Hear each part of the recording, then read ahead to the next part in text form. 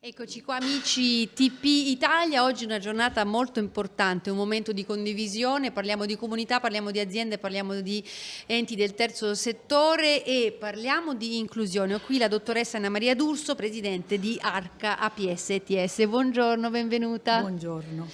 C'è un'attività importante che ARCA svolge da tanto tempo e quotidianamente sul territorio. Qual è e quali sono le attività? Allora, le attività e i progetti sono tanti. Come tante sono, le idee e i sentimenti che ispirano e sostengono questa nostra attività. Perché l'ARC è nata come associazione, come impegno all'interno dell'azienda sanitaria locale, portava avanti prima progetti di terapia per soggetti con disabilità, ma man mano il suo percorso si è spostato più in ambito sociale, guardando quindi all'autonomia delle persone con disabilità, all'inclusione delle persone con disabilità e al contempo a sviluppare proprio nella società una maggiore solidarietà, una maggiore relazionalità, perché la relazionalità è fondamentale nella società per raggiungere gli obiettivi dell'inclusione delle persone con disabilità.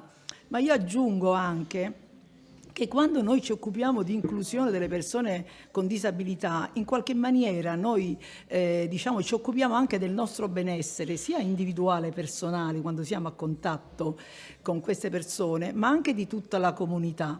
Perché l'inclusione è un percorso che porta benefici per tutti, non solo rivolte alle persone cosiddette deboli, ma anche a chi opera in questa inclusione, perché dà una maggiore ricchezza umana, personale, maggiore sicurezza, maggiore gratificazione nell'azione anche di solidarietà, e la comunità più coesa, più solidale, prima di tutto è più giusta, è più equa, è più umana e forse anche più felice.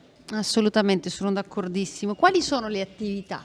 Le attività si basano proprio su questa scelta di creare relazionalità, connessione con la società, con tutta la comunità, e quindi sono quelle attività che facilitano queste relazioni, quindi approcci, attività naturalistiche, il rapporto con la natura, quindi attività di green therapy, di pet therapy, il rapporto con gli animali, la musica sicuramente, perché la musica ha una grande capacità di connettere, di mettere insieme persone, e questo è un punto di forza della nostra associazione, tant'è che abbiamo costituito una band di ragazzi che suonano, di ragazzi che cantano, di familiari, di volontari, di appassionati della musica, di ragazzi delle scuole. Quindi attraverso questo mediatore della musica noi riusciamo a creare una piccola comunità, un reticolo di relazioni positive che fanno bene ai ragazzi, ma fanno bene anche a tutto il gruppo, a tutta la comunità. Se non ci fossero queste attività, probabilmente la quotidianità delle persone fragili sarebbe una quotidianità molto più difficile e anche fatta di solitudine. Hai detto una cosa importantissima su cui bisogna soffermare l'attenzione, perché la patologia, la menomazione, il limite di una persona che ha a che fare con la salute, con una riduzione della salute, forse a questo rispondono anche le istituzioni, la sanità, le ASL, la scuola per quanto riguarda l'educazione. Però quando parliamo di benessere delle persone, di stare insieme agli altri, di qualità della vita, della quotidianità, non possiamo aspettarcela dalle istituzioni. È qui che può entrare una comunità solidale, questa tessitura preziosa di relazioni, no? Che può aiutare nella quotidianità le persone.